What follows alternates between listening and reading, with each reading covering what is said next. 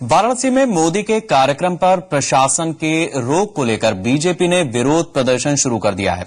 वाराणसी में शहर दक्षिण के विधायक श्यामदेव राय चौधरी जिला मुख्यालय पर धरने पर बैठ गए हैं। उनका कहना है कि जब तक प्रशासन मोदी के कार्यक्रम की अनुमति नहीं देता, उनका धरना प्रदर्शन जारी रहेगा। मोदी जी देश के प्रधानमंत्री बनने जा रहे हैं, ऐसा मेरा यकीन है। अब ये तो एक यकीन का सवाल हो गया। हो सकता है कि इसको देख करके सारे दलों ने ऐसा प्रेशर बनाया हो जो सत्ता में है या जिनका दबाव प्रशासन पर हो कि उनको यहाँ नहीं करने दो, उठा के कहीं फेंक दो, वहां करने दो। हम इसके विरोध में बैठे हैं, अनुमति न देने के विरोध में बैठे। कब तक बैठे रहेंगे?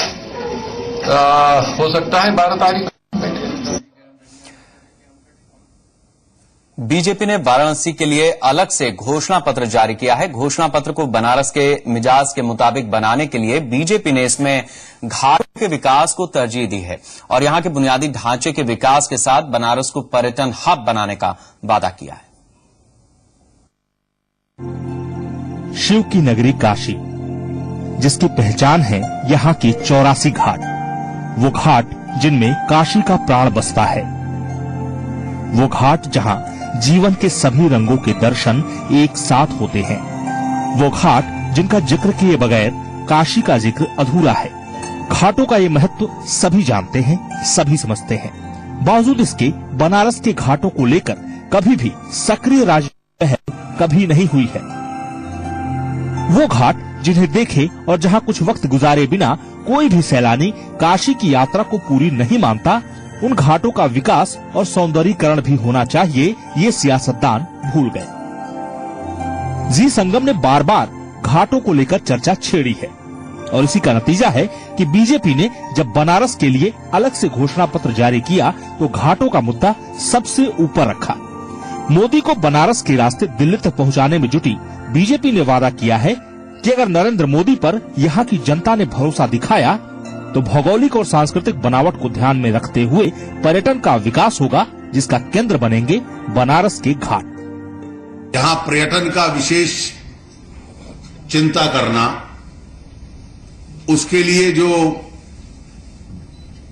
इंफ्रास्ट्रक्चर, वर्ल्ड क्वालिटी इंफ्रास्ट्रक्चर हो, बनारस में आए।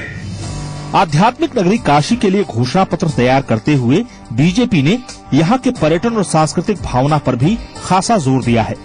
घाटों के अलावा गंगा भी इस घोषणा पत्र का हिस्सा है, जिसे निर्मल करने का वादा भी किया गया है। बीजेपी ने वादा किया है कि योजनाबद्ध तरीके से काशी का विकास होगा, वो भी इसकी सांस्कृतिक और प्राचीन पहचान को ध्यान में रखते हुए। एक world class tourism centre Banaras बने। कोई भी बनारस का विकास होगा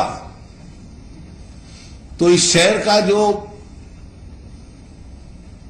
एक चरित्र है, जिसकी वजह से इसकी पहचान है, उस पहचान को कभी बदला नहीं जा सकता।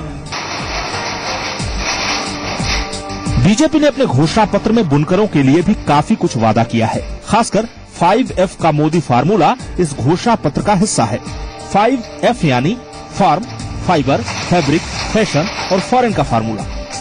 यहाँ आज की आधुनिक अर्थव्यवस्था के साथ यहाँ के बुनकरों को जोड़ना, यहाँ पर्यटन का विशेष चिंता करना, उसके लिए जो इंफ्रास्ट्रक्चर, वर्ल्ड क्वालिटी इंफ्रास्ट्रक्चर हो, बनारस में आए। साफ है, बीजेपी ने अपने घोषणा पत्र के जरिए काशी के दिल को छूने की कोशिश की है। देखना होगा काशी की जनता इन वादों पर कितना एतबार करती है। जी संगम ने अपने दर्शकों को लगातार वाराणसी के सभी महत्वपूर्ण घाटों को दिखाया था और बताने की कोशिश की थी कि किस तरीके से घाटों की स्थिति लगातार बिगड़ते जा रही है।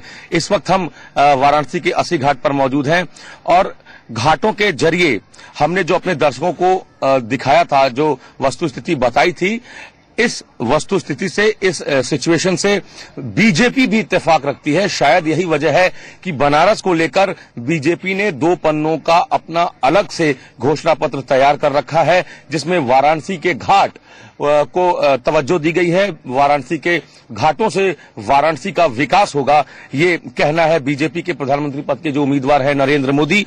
और घाटों को लेकर बीजेपी ने एक अपना एक अंतर दृष्टि सामने रखने की कोशिश की है कि अगर सरकार बनती है बीजेपी की, अगर नरेंद्र मोदी बनारस से चुनाव जीतते हैं तो किस तरीके से घाटों का विकास किया जाएगा, किस तरीके से घाटों को एक विरासत के रूप में जो वाराणसी की घाटें हैं उसको किस तरीके से डेवलप किया जाएगा। जो हेरिटेज टूरिज्म की बात हम करते हैं वो इन्हीं घाटों के आसपास बसता है, इन्हीं घाटों के आसपास लघु भारत बसता है, चाहे वो महाराष्ट्र के लोग हों, राजस्थान के लोग हों, देश के लगभग सभी प्रांतों के लोग इसी बनारस के घाट के आसपास निवास करते हैं। और यही वजह है कि नरेंद्र मोदी बनारस से चुनाव लड़ रहे हैं, क्योंकि बनारस से चुनाव लड़ने का मतलब है लघु भारत का प्रतिनिधित्व करना। और अगर घाट ही नहीं बचे तो फिर लघु भारत कहां से रहेगा, कहां निवास करेगा लघु भारत।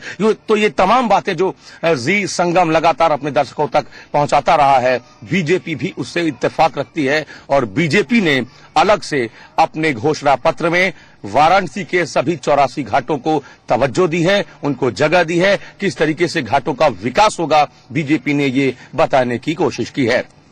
कैमरा पर्सन बाबूलाल के साथ अमित कुमार, जी मीडिया, वाराणसी।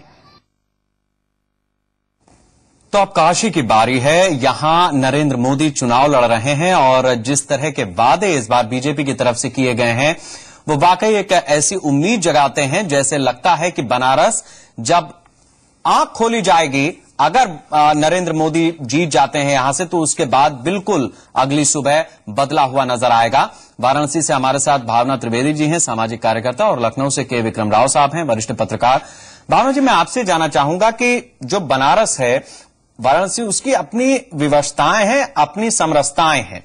जिस तरीके के वादे किए जा रहे हैं, क्या आपको लगता है कि वो वादे अगर जमीन पर उतारने की बात आएगी तो उतना आसान नहीं है जितना शायद उसको परोसा जा रहा है?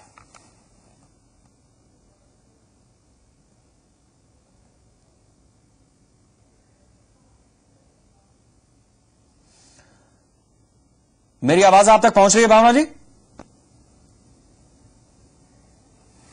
शायद हमारा संपर्क नहीं हो रहा है। हम रुक करते हैं लखनऊ का। के विक्रम राव साहब हमारे साथ हैं। राव साहब, मैं यही चीज आपसे भी जानना चाहूंगा कि ऐसा नहीं है कि वाराणसी कभी बीजेपी के पास रहा ही नहीं, अभी भी था। जब डॉक्टर मुरली मनोहर जोशी यहां से सांसद थे, और इसको अगर हटा भी दें तो भी 1991 से लेकर के और 2004 के पहले तक उसी के पास था।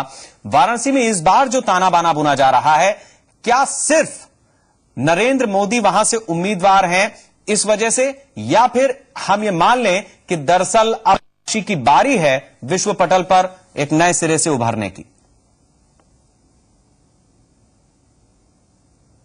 शेखर, ये आखिरी वाक्य ज्यादा समीचीन है, ज्यादा तार्किक है, क्योंकि 5 साल तक भारतीय जनता पार्टी के सांसद बनारस का प्रतिनिधित्व करते रहे लोकसभा में।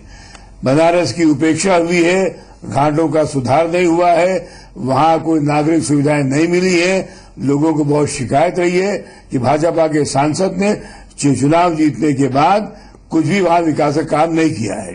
तो ये एक विरासत नरेंद्र मोदी के पास जरूर होगी। लोगों का अविश्वास होगा कि अगर जीत भी गए तो क्या इतना सब काम कर पाएंगे ये। लेकिन ये जो अलग से मैनिफेस्टो किया काशी के बारे में, ये बहुत ही अच्छी बात है। इससे कम से कम उस खोई हुई आस्था को दोबारा पैदा करने का प्रयास है कि नहीं, एक बार अगर मोदी जीत जाते हैं तो बनारस के विकास और बनारस के सुधार की बात होगी। अब ये जरूर है कि 5 साल के अनुभव के बाद, कटु अनुभव के बाद भाजपा सांसद के साथ अगर यहाँ की जनता वोट देती है और विकास कर पाते हैं, क्योंकि मोदी हर भाषण में कह रहे हैं कि 2019 में वो फिर आएंगे और लोगों को हिसाब देंगे कि 5 साल भारतीय जनता पार्टी सरकार ने क्या क्या काम किया है। तो जो वादा करते हैं कि वो ऑडिट करा के हिसाब देंगे लोगों को, तो बनारस के बारे में भी विश्वास कर सकते हैं।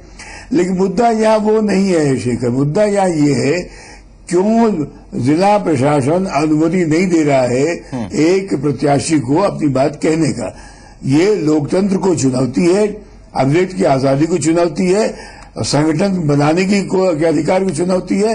इस बारे में तो प्रशासन को दोबारा सोचना चाहिए और ऐसी कोई हरकत न करें कि बैठे बिठाए सरकार बनाम मोदी हो जाए और प्रतिरोध की भावना बढ़े, क्योंकि जितना दबाएंगे, जितना वंचित रखेंगे, बात उतनी उछलेगी, उतने दूर तक जाएगी और ये विवेकहीनता होगी प्रशासन के लिए अगर वो बैठे बैठे ऐसा कोई मुद्दा दे दे किसी प्रत्याशी को। ठीक है, तो एक तरफ बीजेपी को मुद्दों की तलाश है और दूसरी तरफ ऐसी स्थितियां बन रही हैं कि उसे बैठे बिठाए मुद्दा मिल रहा है।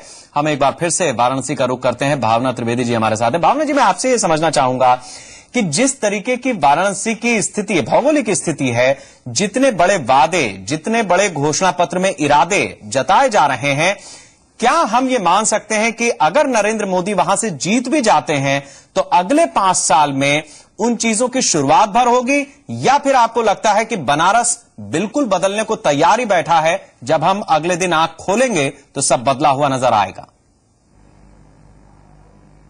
देखिए, वाराणसी तो निश्चित तौर पर एक बदलाव, बहुत बड़े बदलाव का आकांक्षी है और 90 के दशक में मैं एक बार आपको ये कहना चाहूंगी कि 90 के दशक में बहुत सारी ऐसी सामाजिक संस्थाएं, जैसे फॉर एग्जांपल आप गंगा आरती की बात करें, जो काशी के घाटों की आज विश्व प्रसिद्ध गंगा आरती है, ये सामाजिक संस्थाओं ने शुरू की बिना शासन और प्रशासन के सहयोग के।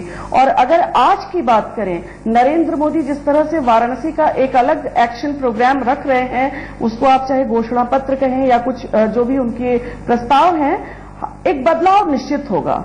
क्योंकि नरेंद्र मोदी का रिकॉर्ड ऐसा एक नागरिक की कैपेसिटी में हम लोग जो समझ पा रहे हैं, और एक मैं तो एक पॉलिटिकल साइंस की स्कॉलर हूं, जो मैं कंपैरेटिव एक स्टडी करके जो एक निष्कर्ष निकाल पा रही हूं, मुझे ऐसा लगता है कि वो परफॉर्मेंस ओरिएंटेड एक पर्सनालिटी है। वो कंट्रोवर्शियल पर्सनालिटी जरूर है, वो बहुत सारी बहस धर्मनिरपेक्षता और धर्म सापेक्षता की, लेकिन वो एक्शन ओरिएंटेड अगर कोई नेतृत्व मिलता है बनारस को, तो बनारस निश्चित तौर पर उसका स्वागत करेगा और बदलाव आएगा। ठीक है, आप कह रही हैं कि एक्शन ओरिएंटेड अगर नरेंद्र दे रहे हैं तो उसका प्रभाव भी वाराणसी आने वाले दिनों में देखेगा। राव साहब, एक बड़ा दिलचस्प उदाहरण मैं रखना चाहूंगा इस सवाल के साथ कि जब हम किसी ट्रेन से सफर कर रहे होते हैं तो जब कोई शहर या कस्बा आता है तो वहां पर जगमगाता रहता है रात के समय में, और जैसे जैसे हम उससे बाहर होते जाते हैं वहां अंधेरा होता है, वहां जो गांव होते हैं अपनी तरह की समस्याओं से जूझते हुए हमें नजर आते हैं।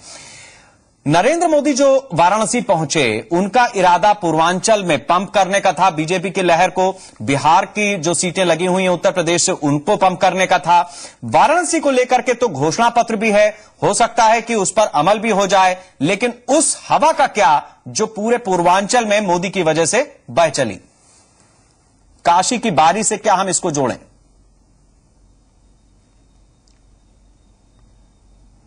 राजनीतिक मकसद तो यही था कि अगर नरेंद्र मोदी लड़ते बनारस से तो आसपास जिलों पर असर पड़ेगा। भारतीय जनता पार्टी जो बिल्कुल मर गई थी उत्तर प्रदेश में, नंबर 4 पे आ गई थी, मोदी के आने से उसमें जान आ गई है, पूरा पूर्वांचल जगमगा गया है। आज जहां जहां चुनाव हुआ है 17 जगहों में एक भी सीट नहीं थी भारतीय जनता पार्टी के पास, आज जहां मतदान हुआ है। तो इस हिसाब से देखें, इस पृष्ठभूमि देखें तो भारतीय जनता पार्टी को संजीवनी दी है बनारस से चुनाव लड़के मोदी ने। लेकिन प्रश्न ये है कि चुनाव के बाद क्या? चुनाव के बाद क्या उसी प्रकार वो भी हो जाएंगे जैसे इनके पहले के भाजपा सांसद थे, यहां से ये उपेक्षा करते रहे। लेकिन अब जैसे भावना बहन ने बताया है कि एक्शन ओरिएंटेड है, गुजरात में काम तो किया है, लेकिन मुझे शक से इस बात से होता है कि 2 जगह से चुनाव लड़ रहे हैं। मान लीजिए उन्होंने बाद में छोड़ दिया, इस्तीफा दे दिया बनारस से और बड़ौदा की सीट रखी तो विश्वासघात होगा, और यहां की सीट रखी बनारस की और बड़ौदा छोड़ दिया तो गुजरात लोग नाराज होंगे। तो ये तो सुप्रीम कोर्ट भी सवाल उठा चुका है कि 2 जगह से लोग क्यों लड़ रहे हैं, और लड़ते हैं तो किसकी उपेक्षा करेंगे। हालांकि इंदिरा गांधी ने ज्यादा मेदक से चुनाव जीती थी, रायबरेली से जीती थी, मेदक रखा आंध्रा का, रायबरेली छोड़ दिया था। खैर उनका अपना कारण था, रायबरेली चुनाव हार चुकी थी, नाराजगी थी उनको छोड़ने की। लेकिन मोदी सब सवाल ये उठेगा कि किसको छोड़ेंगे। बनारस की जनता को पूछना चाहिए कल इनसे, अगर आप यहां से चुनाव जीत गए, आपको वोट दिया हमने मोदी जी, तो आप यहाँ के प्रतिनिधि बने रहेंगे या बड़ौदा के रहेंगे। अगर बनारस के आप बने रहेंगे तब तो हमें आस्था है, विश्वास है कि आप अपने मैनिफेस्टो बनाए रखेंगे और बनारस का सुधार करेंगे। अगर आप यहाँ से भाग गए तो मोदी सवाल पूछना होगा। बिल्कुल, इसमें कोई दो राय नहीं है। और जिस तरीके से राव साहब वाराणसी ने आजादी के बाद से लोकसभा चुनाव में जो यहां से कैंडिडेट्स के जीतने का सिलसिला रहा है, वो भी अपने आप में कम दिलचस्प नहीं है। 52-57 यहां से अगर कांग्रेस जीती तो 67 में कम्युनिस्ट पार्टी आई, 77 में जनता पार्टी चंद्रशेखर यहां से जीते। उसके बाद जब राम लहर बही, बीजेपी का 90 का दशक सामने आया तो वहां बीजेपी के कैंडिडेट जीतते रहे। कांग्रेस 2004 में फिर वापस लौटी, 2009 में फिर बीजेपी वापस लौटी। तो हर बार उसको एक उम्मीद रही होगी। भावना जी, मैं आपसे ये जानना चाहता हूं कि लहर के साथ उसका जो प्रभाव है वो भी वाराणसी ने दिखाया है या देखा है। मैं आपसे ये जानना चाहूंगा कि राव साहब जिस बात को कह रहे हैं कि अगर नरेंद्र मोदी यहां से जीत जाते हैं और वडोदरा से भी जीत जाते हैं तो ये एक बहुत जायज सवाल है कि फिर विकास अगर हो भी जाए तो उपेक्षा अगर वाराणसी को छोड़ते हैं तो दंश रह जाएगा। देखिए, वाराणसी के नागरिकों के मन में ये प्रश्न बहुत स्वाभाविक रूप से है और ये विभिन्न मंचों पर ये प्रश्न उठाया भी जा रहा है। हम सभी जो काशीवासी हैं बार बार इस बात को क्योंकि कहीं ये संदेह है, पर मुझे लगता है कि प्रधानमंत्री पद के प्रत्याशी होकर के नरेंद्र मोदी वाराणसी और बड़ौदा 2 जगह से चुनाव लड़ रहे हैं और एक प्रधानमंत्री पद के प्रत्याशी को शायद इतनी संकीर्ण सोच में नहीं देखे जाने की जरूरत है। एक सकारात्मक सोच के साथ, अगर वो पहले जितना नरेंद्र मोदी की ओर से तो इस तरह की बात नहीं आई कि वो कहां रहेंगे और कहां पर छोड़ेंगे, पर उनकी पार्टी की ओर से जरूर कोई औपचारिक वक्तव्य नहीं है, पर अनौपचारिक तौर पर ये बातें कही जा रही हैं कि वाराणसी की सीट वो जरूर रखेंगे, गुजरात की बड़ौदा की सीट जो है वो छोड़ेंगे, इस तरह की बात है। और जिस तरह नरेंद्र मोदी संपूर्ण राष्ट्र, मैं देखिए बीजेपी से नहीं हूं, मैं पार्टी लाइन पर बात नहीं कर रही हूं, मैं ये स्पष्ट करना चाहूंगी, लेकिन एक सशक्त नेतृत्व का अभाव रहा है इस वाराणसी सहित इस पूरे पूर्वांचल में। और उत्तर प्रदेश में जो सपा और बसपा की राजनीति रही, क्योंकि दोनों ही दलों के जो प्रधान हैं वो वेस्टर्न यूपी से आते रहे, तो कहीं ना कहीं ये ईस्टर्न यूपी का इलाका दशकों से नेग्लेक्टेड रहा। और देखिए, एक बड़ी दिलचस्प बात यह भी है कि हम लोगों ने काशीवासियों ने बीजेपी से डॉक्टर मुरली मनोहर जोशी को पिछले चुनाव में जिताया था। दुर्भाग्य ये रहा कि मुरली मनोहर जोशी ने कोई बहुत काम नहीं किया, और बहुत क्या, उन्होंने काम ही नहीं किया वाराणसी को लेकर के। तो एक निराशा तो जरूर रही है भाजपा दल को लेकर, लेकिन मोदी के नाम पर मतलब वो भाजपा कहीं एक तरफ हो जा रही है और मोदी का जो सशक्त नेतृत्व है उस पर जो एक विश्वास है, उसको लेकर जो एक आशा है, वो मैं यहाँ के नागरिकों में स्पष्ट तौर पर देख पा रही हूँ। बिल्कुल राव साहब, जिस बात को भावना जी कह रही हैं कि पूर्वांचल की जो उपेक्षा रही है, वाराणसी भी उस पूर्वांचल का एक हिस्सा है।